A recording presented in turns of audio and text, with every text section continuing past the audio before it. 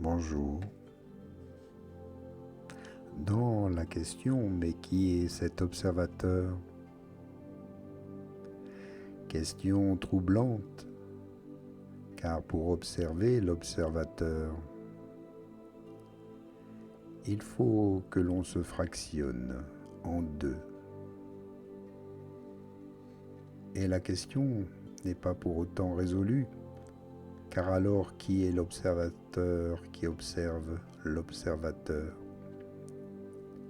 C'est là une chasse infinie sans conclusion logique. Alors si tout simplement on arrêtait cette vaine poursuite, on reste simplement à observer nos sensations et à force d'observer vient un moment troublant où il ne semble y avoir plus aucune distance entre l'observateur et la sensation d'observer. La frontière entre les deux s'efface. L'observateur et la sensation apparaissent comme une seule et même personne, une seule et même chose. Alors une grande respiration vient, on lâche l'idée d'un observateur pour juste être la sensation. Sans le filtre de l'observateur fictif, l'observation stoppe et on se contente d'être, simplement dans l'instant présent, d'être ici tout ce que l'on ressent, tout ce que l'on voit et vit maintenant. La méditation est un outil très puissant, mais elle peut aussi faire remonter à la surface des choses enfouies tout au fond de votre esprit, sous des couches de poussière, et que vous n'étiez pas forcément prête à affronter.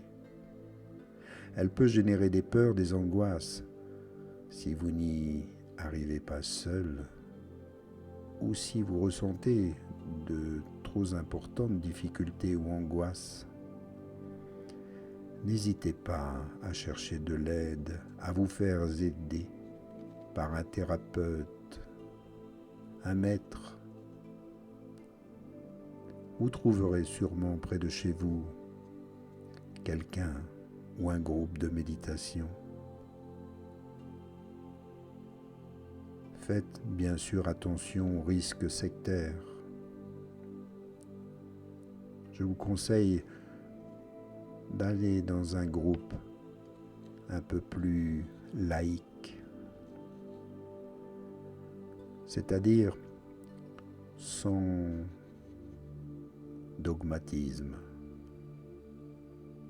sans de préférence religieuse,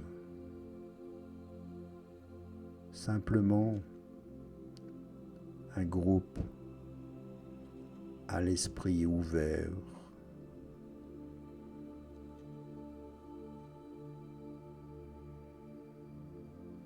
ouvert à votre propre spiritualité.